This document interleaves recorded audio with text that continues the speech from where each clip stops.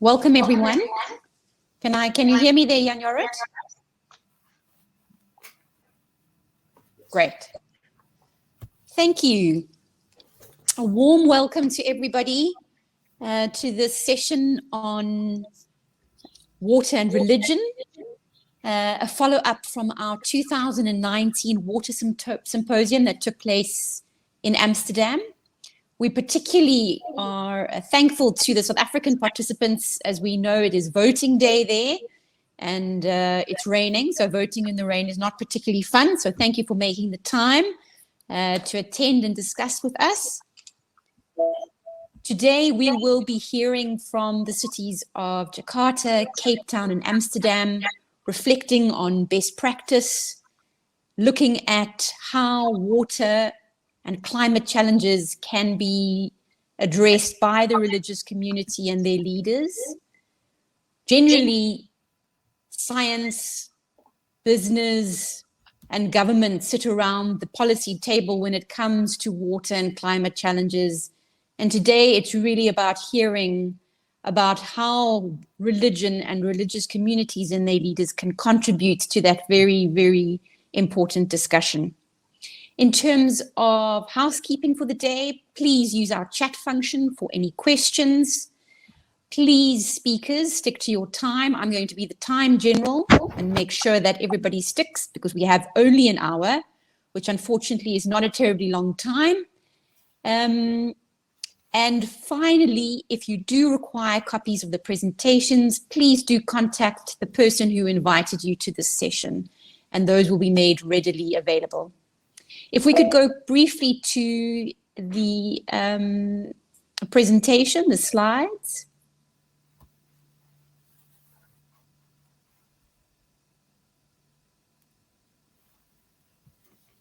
Okay.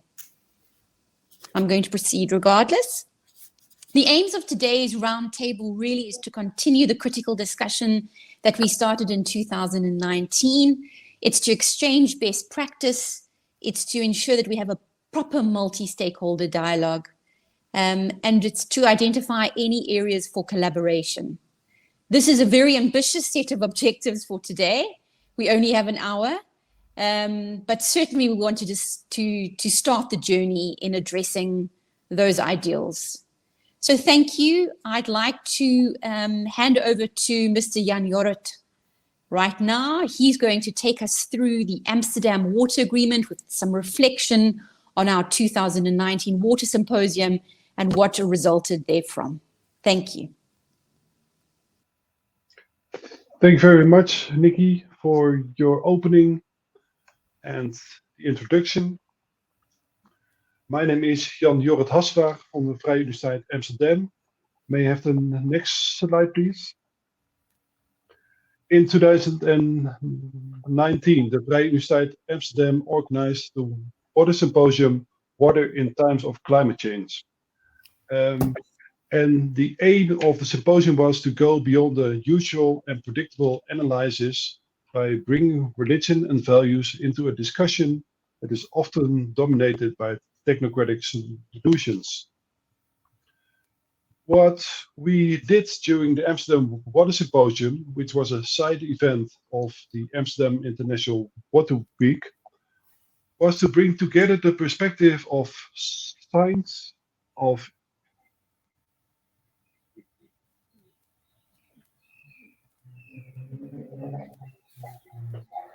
economy, of politics, and of religion on issues on water and climate change.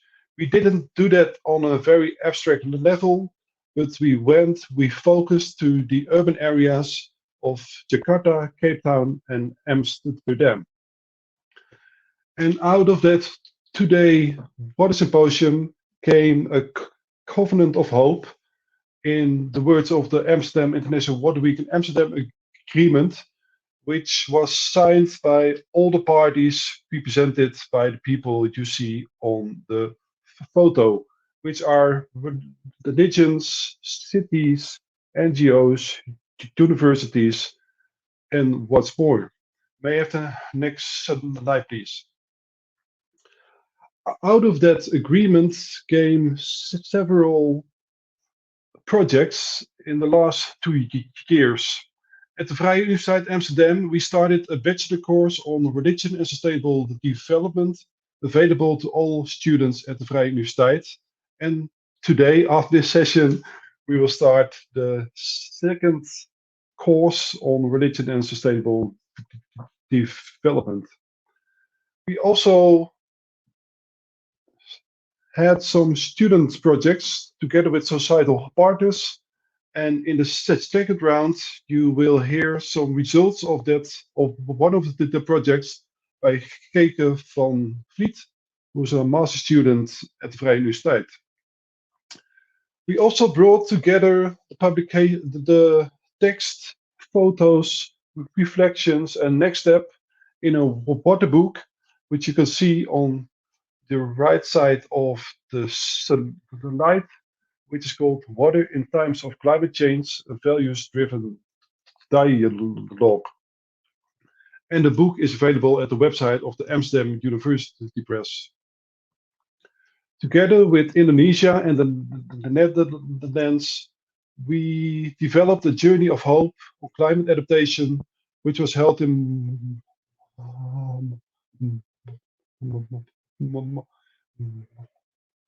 March of this year with business, politics, academia, and religion.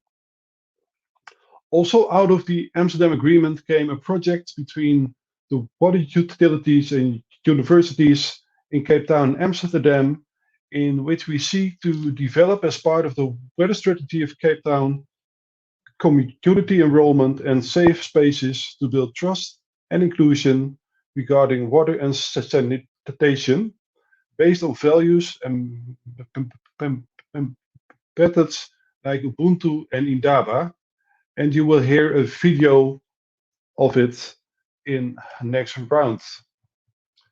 And a final result of the Amsterdam Agreement is that we are no longer a side event of the Amsterdam International Water Week, but that we are now integrated in the Amsterdam International Water Week as an effort to really stimulate that politics, business, science, and religion are working together on issues related to water and climate change. Now I hand over to my colleague,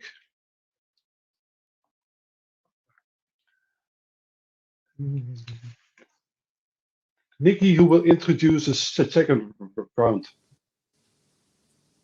Thank you, Jorrit. We're back to me, and we're starting round 2 now, where we will hear presentations from the cities of Cape Town, Jakarta, and Amsterdam.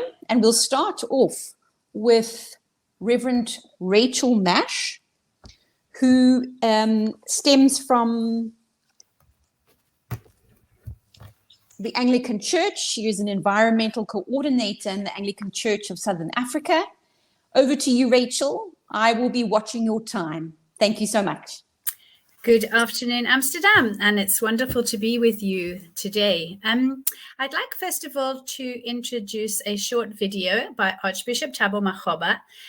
This video is part of the project that came out of the Water Symposium between Cape Town and Amsterdam.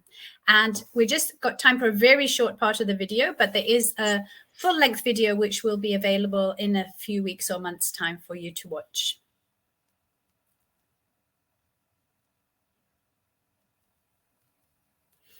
So I'm glad with the ambition of the water strategy that we've been talking about, that seeks to improve the quality of life of all citizens in Cape Town, especially the ones living in the informal settlement. But you've heard, colleagues, my passionate plea that this should not just be a political speak or something that will appear in a policy.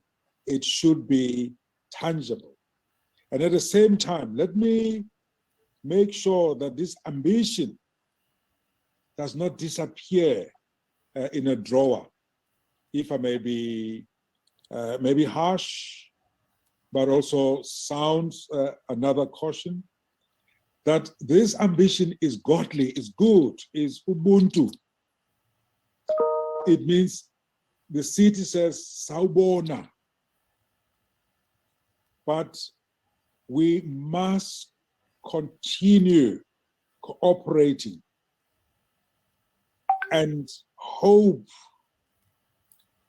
that from day zero, what we've started then will offer further concrete steps for the city.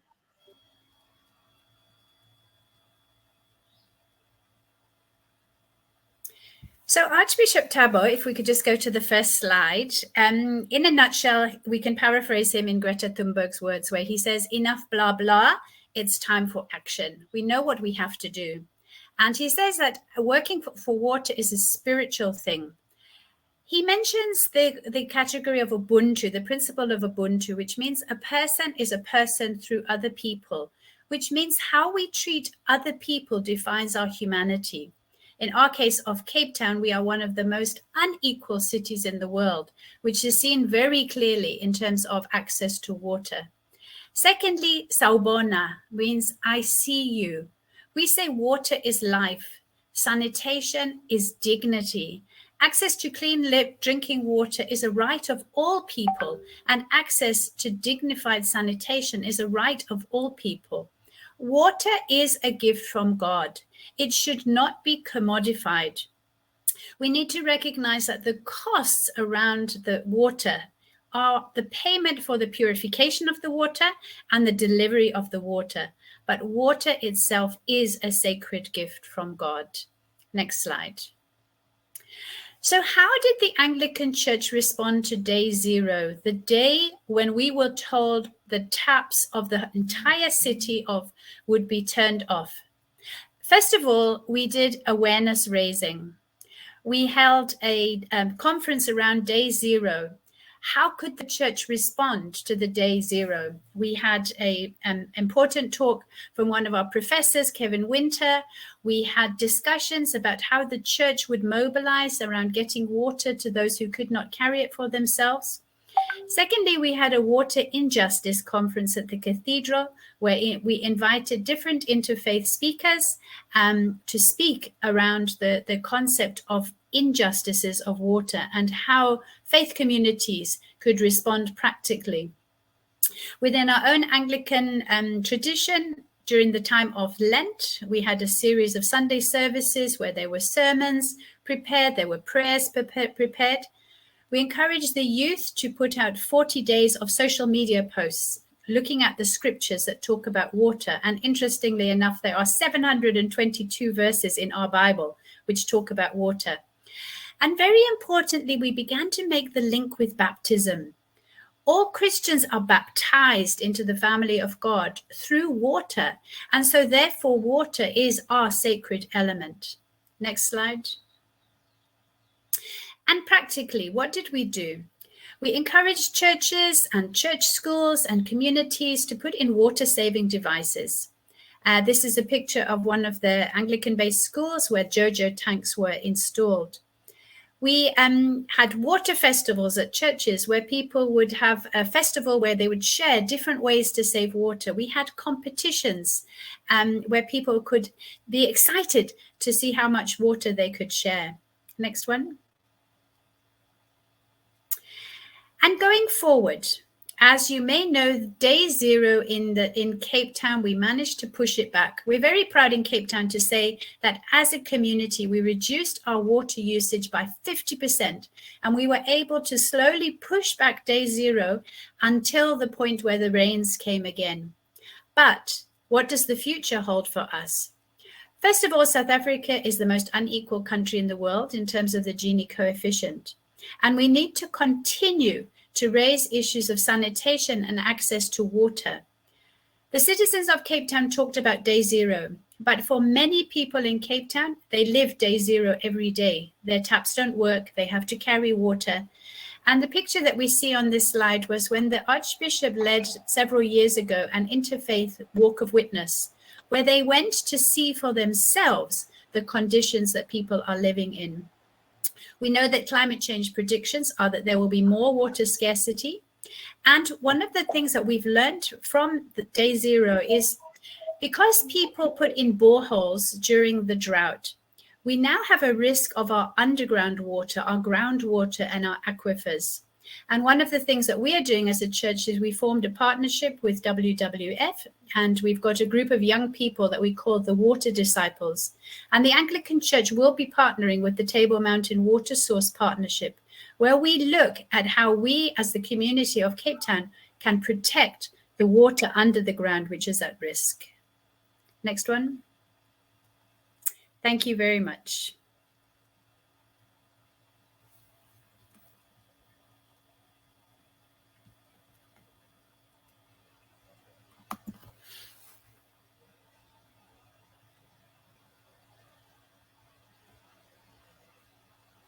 Nicola, you're muted.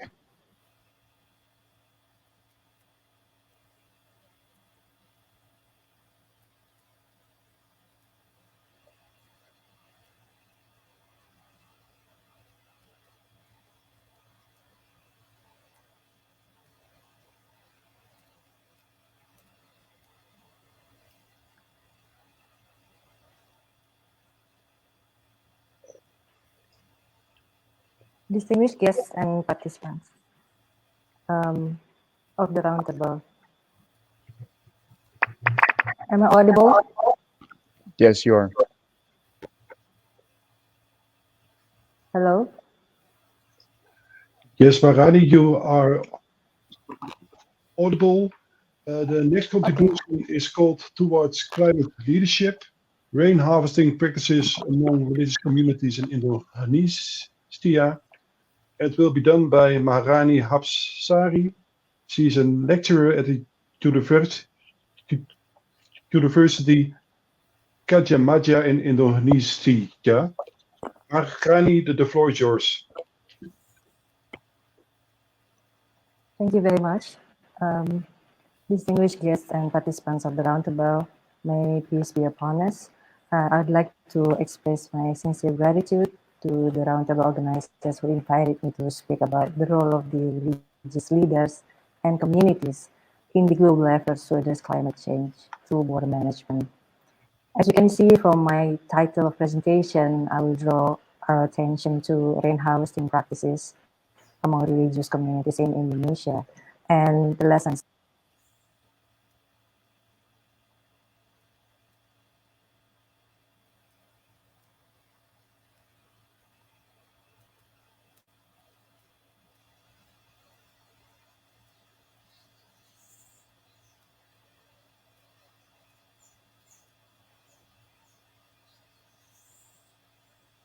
I think something went wrong because Maharani is not here anymore. Maharani, may I invite you once more to come to the floor?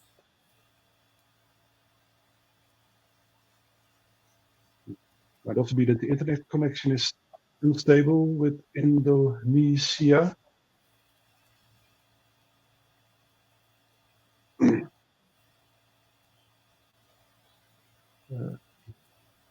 If so, then I invite Geke, and we first go to Amsterdam, and after we come back to Maharani.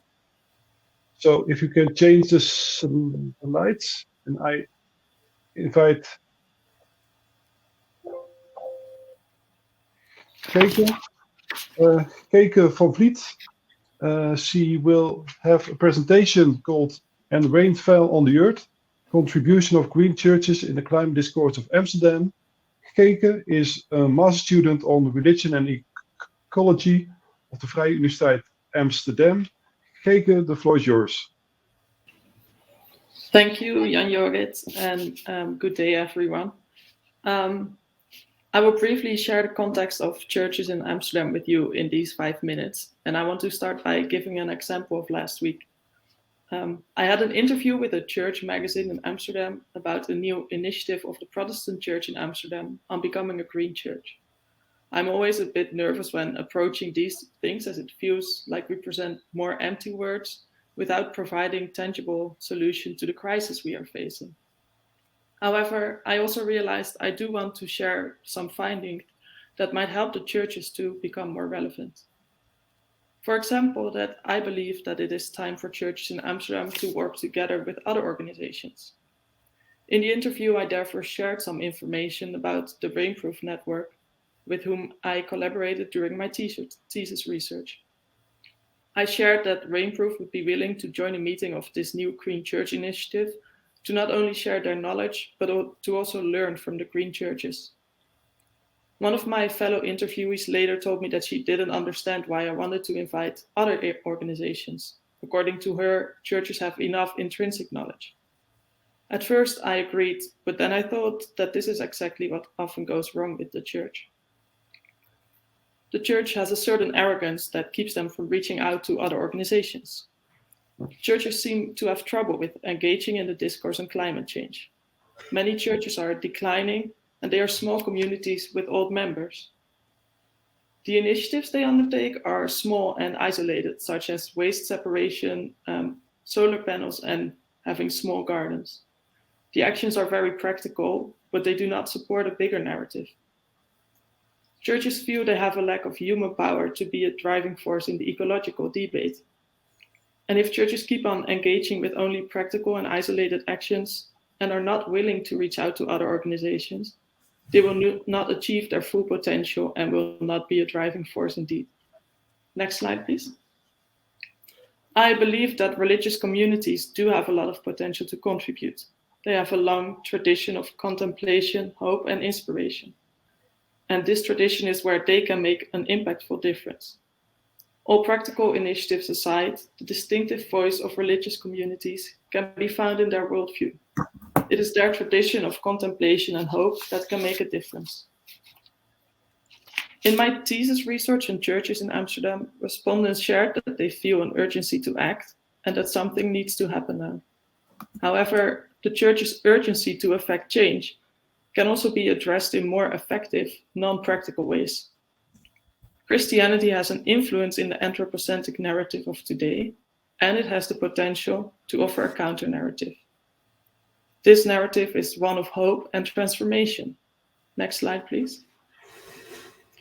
Jürgen Moltmann, a theologian, gives such a narrative in his work, Theology of Hope. The uncertainty the future brings, Moltmann says, should give us hope. Hope does not orientate us at a utopia, a promised land somewhere in the future, but it highlights in the present the land of the promise.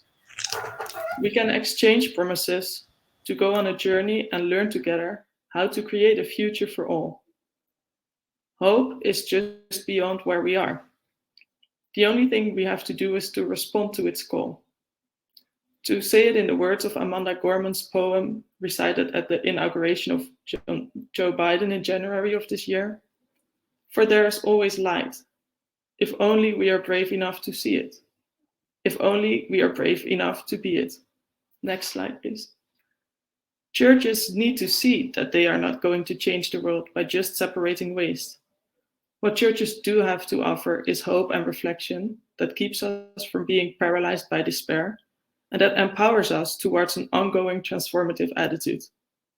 This can be an inspiration to others and should be accompanied by braveness to be open towards others in the hope of changing our narrative that has been all too dominant. Wangari Maathai, the first African woman to win the Nobel Prize of Peace, started the Green Belt movement, a movement that plants millions of trees in Africa. Sadly, she passed away in 2011, but her work is ongoing. I want to end with her words as an inspiration to churches. The planting of trees is the planting of ideas. By starting with the simple act of planting a tree, we give hope to ourselves and to future generations. An ideal combination of action and reflection, of seeing the land of the promise in the present.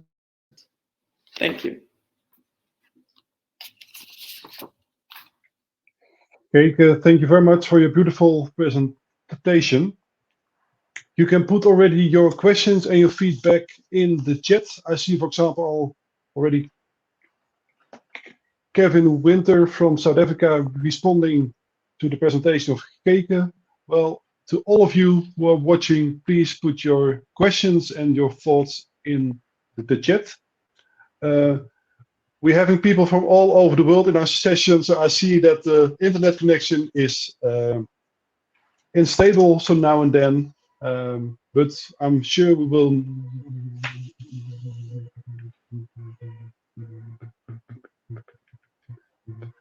And legit, this was not an unstable internet connection, but I'm stuttering now and then. Maharani, we're glad that you're back. You will keep your camera off, but you can just present your presentation, so please go ahead. Thank you, Jorrit. I will continue my presentation.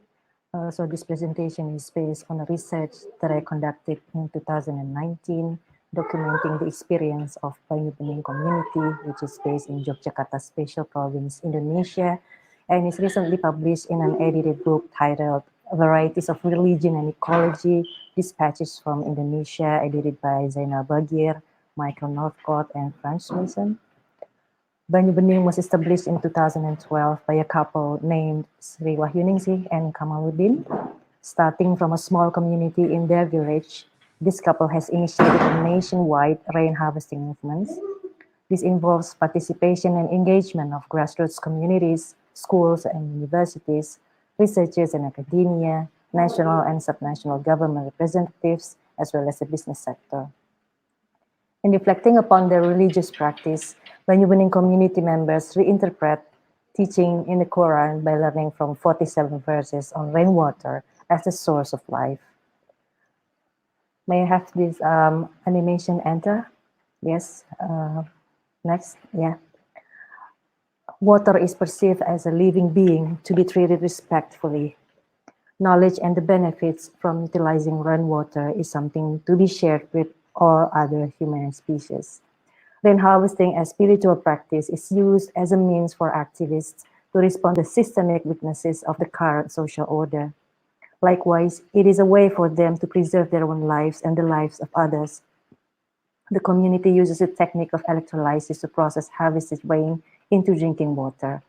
They actively acquire and mobilize knowledge by engaging with many different elements in the society. Next slide, please.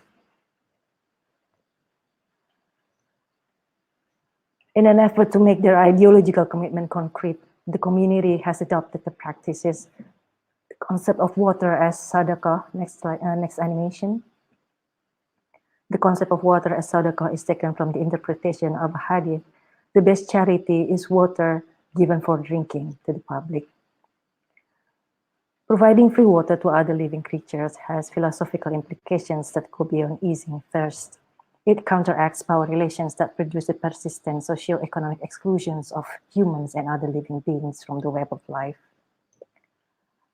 Next animation, please. The pious dimension of environmental activism in the Banyu Bening community is a mixture of social compassion and political objection to water inequality. Banyu Bening sees the value of treating water and knowledge around rain harvesting as something belong to the all mankind. The spirit of ecological religiosity is something that we can share and inspire our understanding. Next slide, please. The activities conducted in these communities are organized into 3 segments. The rain harvesting school, where they conducted weekly class to disseminate knowledge on producing drinking water through the electrolysis method. Practicing science as co-productions, the community engages in technical collaboration with other religious communities, university and private scientists, as well as government institutions dealing with water management. Secondly, the Banyu Bening studio, or in Indonesian language, sanggar, in which children learn about plastic waste collection and processing. They learn also about Javanese language, preserving the culture, singing and dancing, and theater.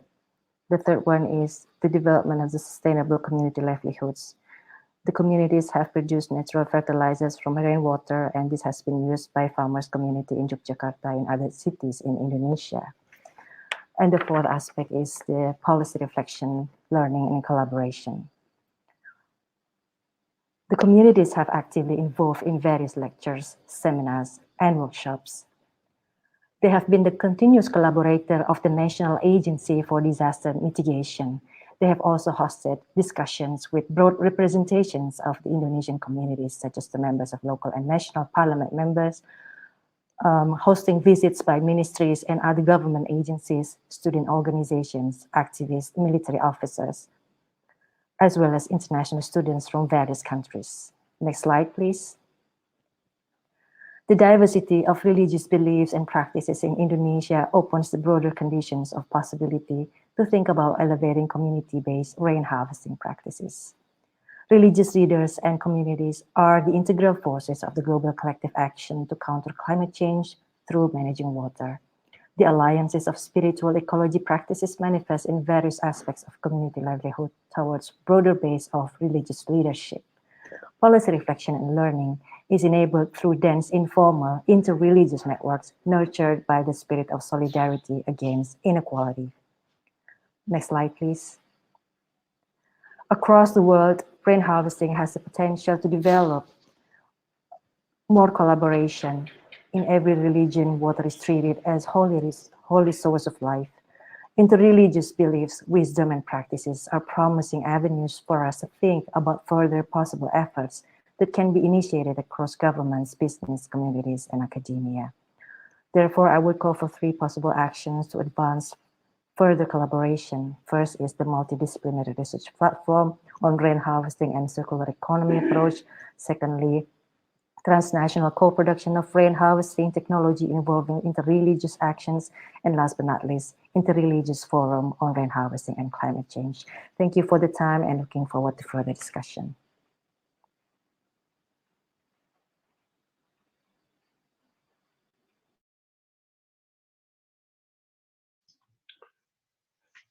Thank you very much, Maharani, for your contribution from Indonesia.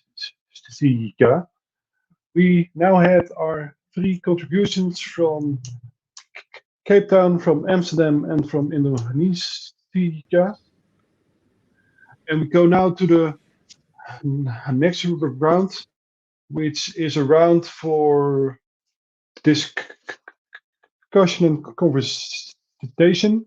So please put your input and your questions in the chat. And the round will be introduced by first responses of Sebastiaan Messerschmidt, who is the Consul General of the Kingdom of the Netherlands in Cape Town, and thereafter a contribution of Tebaldo Finjiquera from the Dicastery for Promoting Integral Human Development of the Holy See. But we first go to Sebastiaan for a first reflection. Sebastiaan, the floor is yours. Yes. Thank you. Can you hear me? Let me start by that, because of course all connections, but it's just Nikki saying yes, and I see a thumb up. Great. This has been incredibly insightful for me, and I'm sure that this hour will be way too short. We need to continue this right after, because I feel that religion understands the sustainability issues, because at its core, the religion understands and encompasses love and respect and connection, not only to now, but also to the future. So it transcends own life questions to the bigger picture. And that, of course, the bigger picture is what we are dealing with today, and it's in our face. And although the bigger picture within religious experience might be praying to a god or going inside, it's now also visible in how do you connect to what's going on the planet. So to see these examples from the rain harvesting in an Islamic sense, seeing how it acts as a catalyst, but also as a transformative force. So that's a very good example to see. So I thank you for that, Ms. Hapsari. And also Geke van Vliet, even though the Dutch churches might not be as full as they used to be, indeed there's room to be an influencer in that narrative, which then leads to a better attitude in which we can actually contribute to sustainability. And religious communities have such a pivotal role to play in making sure that that narrative changes. So therefore, also, I thought that the words by the Archbishop Thabo from South Africa were very touching, because they were concrete. They were calling to action, but also very inclusive, as day zero, indeed, and if I look out the window, is lived by people every day because of the inequality in society. And it's religion that really brings all these religious communities, that bring all these actors together. So to see religious communities coming together and address these issues and talk to government and religion and knowledge institutes to bring that together actually makes me feel, and also a question to you from my side would be, how does that work on a global scale? Are religious communities talking to the UN? How do you communicate with these big influencers other than yourselves outside the church, as Geke rightfully pointed out? How do you talk to all these other actors? Academia, of course, to get the right information and data, but what about the influencers, the policy makers that shape a lot of what we can do and sit on the money to make things possible? So that would be a question. Second thing I would like to do, and I would have started with that actually, is to apologize, because you were going to be treated by the presence of my ambassador, Mr. Han Peters, who unfortunately was called away because of course local elections. So I'm the stand-in, but it's not for lesser respect, but for just duty calling on different sides at the same time. So apologies for that, but be assured that we are very much present in discussion, and I will forward everything that's been said right to him as well.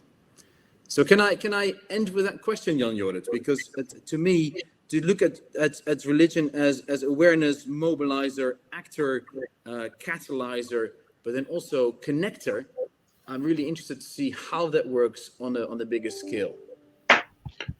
Thank you very much, Sebastiaan, for your insightful contribution, also for your question. Well, we are waiting for Tebaldo, who was there but who is not there yet. May I ask Rachel for a first response from a religious side to the question of the consul general role? Yes, thank you very much. I think it's a very important question. I think the first thing that we need to recognize is the challenge that many of the non-government organizations and many of the powerful governments are based in the Northern Hemisphere, where the influence of religion is much less. And so often they don't actually think about religion as part of the civil society movement. So they will interconnect with civil society, but they won't think about religions as a very powerful and important role player.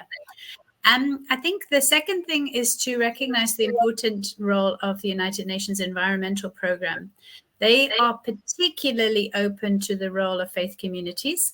In fact, they've formed an organization called Faith for Earth. They have a full-time, very active Dr. Iyad Amumogli who runs it. And there's a lot of task teams now being set up, a lot of activity. I can't remember the statistics, but of the accredited organizations for United Nations Environmental Programme, I think there's about 400 of them that are faith-based. So I would say United Nations Environmental Programme, probably more than any of the other United Nations departments, is recognizing the important role of religion. And I think then some of the big umbrella bodies, like for instance, within the Christian community, the World Council of Churches has got the Ecumenical Water Initiative, which brings together a lot of the role players into one larger organization. So I would say, firstly, we need to recognize the challenges and encourage the Northern Hemisphere countries to think about religion, even to put it onto their agenda of who they might want to interact with. And then to really strengthen the work of organizations such as UNEP, who are taking it very seriously. Thank you.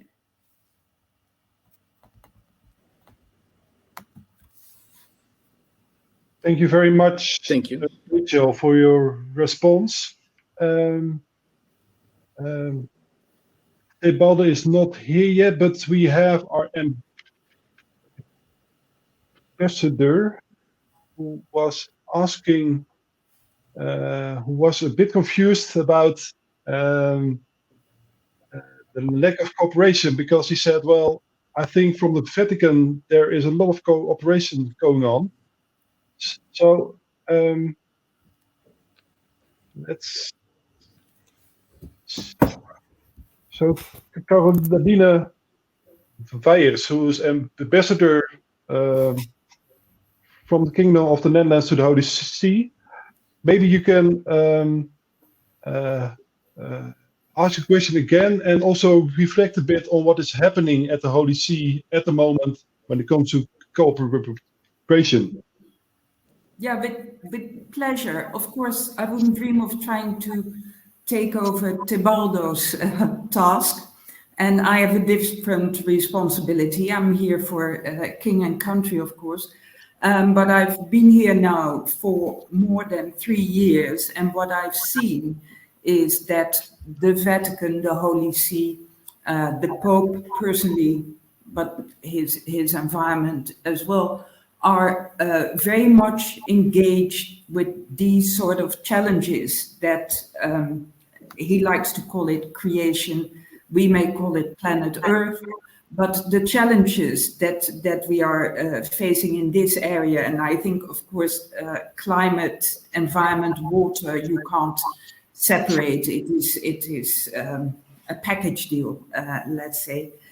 And a lot of initiatives have been taken by the Catholic Church in that area. Pope Francis published the encyclical Laudato Si in 2015. I always like to rather frivolously describe it as the Bible for the environmental movement. And water, with all the notations of sacrality, is a part of that as well. Last year's encyclical, Fratelli Tutti, covers about anything, right from just and unjust war and populist leaders damaging the world to, again, environmental issues, water, social equality. Of course, access to water is an essential element in striving for social equality. But more recently and very concretely, there have been the joint declaration by Pope Francis, the Archbishop of Canterbury, and the Patriarch of Constantinople. And then, of course, you cover already large groups of believers, large communities. And that was followed by another declaration exactly 4 weeks ago by more than 30 prominent religious leaders from all over the world, and really all flavors, as I call it, not just Christians of various denominations, but both, for instance, Sunni and Shia leaders and many, many others. And that was addressed to the secular world leaders who were gearing up for Glasgow. So I feel a lot is happening there, but I feared that perhaps I had misinterpreted the intervention by Geke, that she was talking about not non-Catholic churches or specifically the churches in the Netherlands. If that is the case, I apologize. And everything I've said will be presented much better by Tebaldo, of course. Well, thank you very much, Caroline. Geke, do you want to give a short response to this? Yes, thank you. And Caroline, I do agree with you that, for example, the Roman Catholic Church is doing a lot and is talking about it. And I did present indeed mostly about the Dutch context and more about local churches and not about the institutions. And actually, very often I would see the opposite, that grassroots movements, for example, are doing a lot while the bigger institutions might not be involved. And here I think we do see the opposite, actually, where institutions are constantly talking about it and trying to start new movements, for example, but the grassroots local churches don't always see their potential, I feel. So that was more my context. Yeah. Thank you. Thank you. Thank you.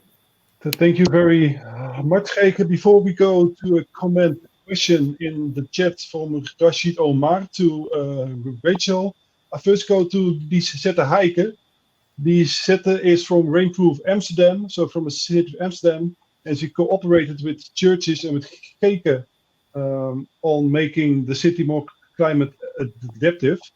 So maybe Geke, die Zette, sorry, what did you learn from this cooperation with religion, religious communities, or a thesis like Geke did? Can you reflect a bit on that? Oh, I'm already unmuted. Yes, thank you, Jan Jorrit. I think I learned quite a bit. From Rainproof. We work in a so-called network approach.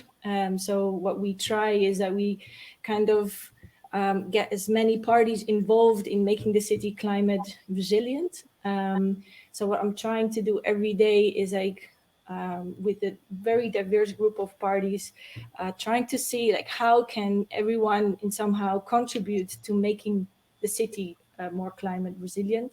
And I was very curious if the identity of being Christian could be, a starter of actually feel like I'm also a person that can make my city. And from this identity, I actually very willing to make it more climate resilient.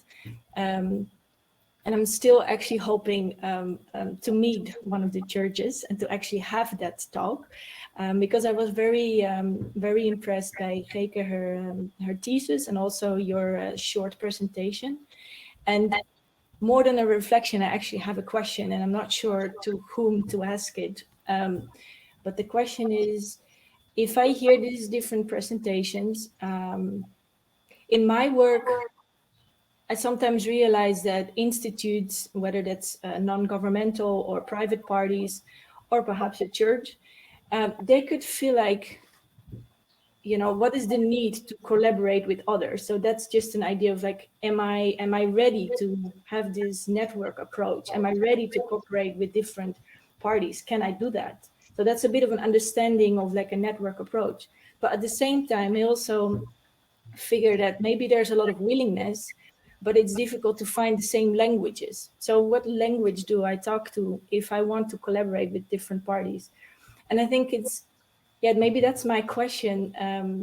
Do you think if it comes from a religious institute, is it difficult, or is there a little bump to take, like Geke said, to be ready to say, I want to work together with different types of people, different types of parties?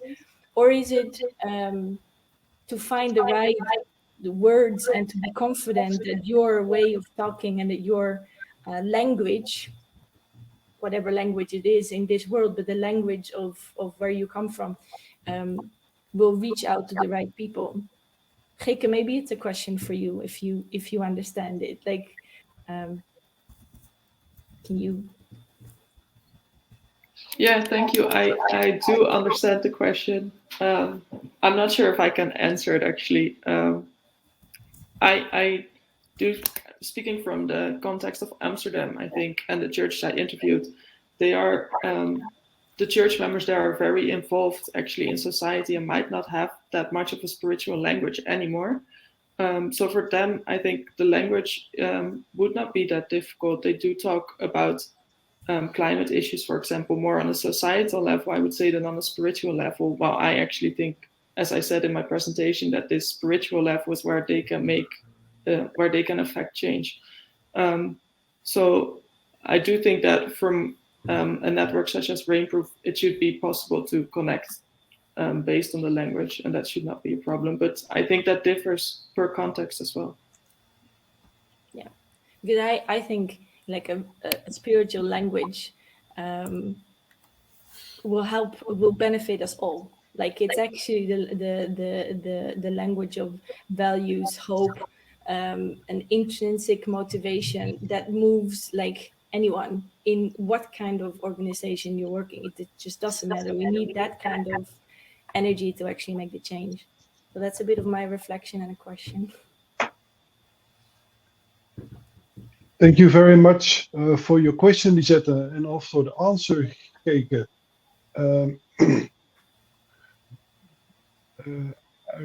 Rachel, may I ask you to also to reflect a bit on this question, because you are in a country which is much more easier to include the language of religion in the public domain, but also you can say a few sentences about the question that was raised by Rashid Omar.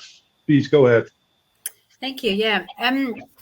So I think the first thing is what I've been hearing you speaking about is the different levels of interaction with the faith communities. And I was very glad that Caroline mentioned the two very important statements. I think we don't actually understand how important it is that the three leaders of the biggest Christian denominations on this planet, for the first time in history, have made a statement, the joint statement, for the first time in history. And that statement is around caring for creation. So I think we also need to see the positiveness of environment, that it is bringing those denominations together, that together represent over 2 billion people on this planet. That becomes very significant. So, but sometimes, as Geke says, the jump between, there may be a statement made at the top level. The Archbishop of Canterbury makes a statement, for example, but do the churches and the parishes make any difference? And I think it's a trickle-down effect. I think you're slowly trying to change the DNA of the church. So one has to continue, and it would be at the municipal level. Like, for instance, today we have municipal elections in South Africa. So what is the role of the church? For instance, water is a big issue. One of the political parties mentioned water 72 times in their manifesto. One of them mentioned it 18 times. So water is a big issue in the manifestos of our municipality. So how can the churches at the local level bring in this sacredness and this importance of caring for water, that water is a sacred gift, not to commodify it?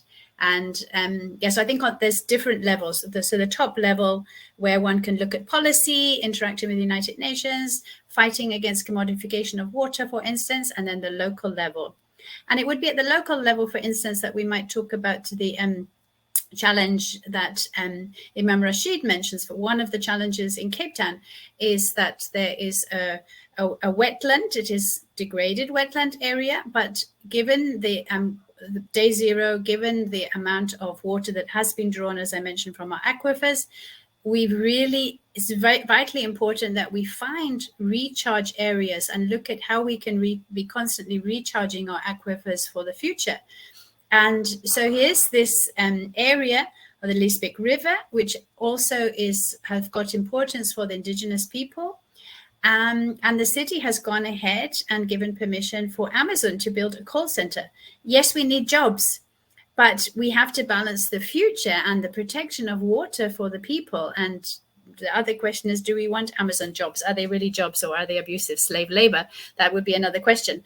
But we have to balance the development of our children and our grandchildren. We can't just look at jobs now. We have to look at sustainable development. So how do we create jobs? Can we put the call center somewhere else that isn't going to destroy the aquifers and isn't going to destroy the recharge areas for the aquifers? So that would be a campaign that on a local level, the local churches, the local mosques, the local synagogues are getting involved in that campaign. So I think Geke, that's also a point to think about the local activity, and then also at a global level where the Pope and the Archbishop and the Patriarch can maybe stand together against commodification of water as a principle. And then on the local level, we can fight some of these developments that are threatening our water supplies. Thank you very much, Rachel, for your feedback. In the chat, I see a question of Kevin Winter. I understand why we are emphasizing water because of the Amsterdam International Water Week, but can we religious organizations shift to integrated water with food, energy, and waste? Maharani, may I have a short reflection from your side? Okay, thank you, Jorrit. In order to respond to this question, at least based on the experience of the Banyu Bening community in Indonesia, learning that this community already applies, the engagement between rain harvesting and the so-called circular economy approach. I think we have this narrative at the global level that we would like to address poverty, and I think the role of religious institutions is will be very much influential if they can, reinterpret what does it mean by SDGs in the very religious context, and how I think we also have an option whether we would like to focus on the institutionalization at different levels, or we're looking at the transformation at the individual levels. So we have very much multiple paths to consider, and I think it is not about making everything, upscaled, but I think we also learn about how the micro practices is very much valuable in offering, a specific kind of transformation as we go deep into self-reflection about who we are and how can understand ourselves as religious person or self can help us to understand, the planetary nature of our being. I think this can be very much philosophical, but it can be also technical, institutional as well. So that I hope this helps. Yeah. Thank you very much, Maharani. I'm not trying to summarize this discussion and conversation, but I want over to my colleague Nikki for the closing of our session. Nikki, the floor is yours. Thank you, Jan Jorrit. A big thank you to all our speakers and participants today, to Maharani, to Rachel, to Geke, to all those who also jumped in with their questions and their comments. We appreciate that. We would like to encourage all of us to continue with this conversation. We know we've only had an hour, and there's not a huge amount that can happen in an hour, but I think we did well in that regard. Let's continue to use this forum to have these discussions, to share best practices. We've obviously focused on the cities of Cape Town, Jakarta, and Amsterdam, but we'd like to take that conversation broader and further and to include other cities facing the same climate and water challenges. And we certainly will continue to look for opportunities to bring people together, to compare experiences, to compare best practices, and to make sure that the right people are sitting at the decision tables when it comes to policy and implementation. Thank you for your time and all the best. Goodbye. Thank you very much. Bye, everyone.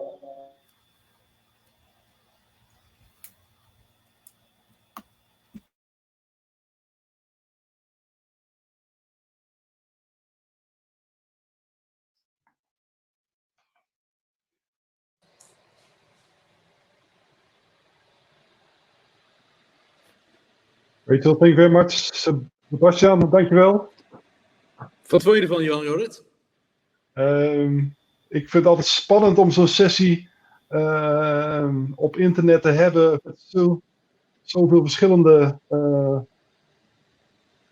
landen aanwezig, maar ik ben tevreden over de inhoud van de sessie. Ik denk dat er mooie lijnen in naar voren kwamen. Oh, let's do it in English because Nikki is also there. Yeah, I liked it. There's some really good points that you can build on, actually. And I think the fact that you only have 3 cities makes it doable. Yeah. So your says Nikki who is great, but for the conversation, to have 3 cities around the table, sure. Have you the opportunity to go more in depth. Sure. And they all kind of highlighted the same kind of issues, eh? Like how you on a local level can be an actor and a catalyst, and how you, as a religion, can be a change of narrative, which is an influence on policy, and then how you are on a more global level, and you can be influenced because you represent so many people.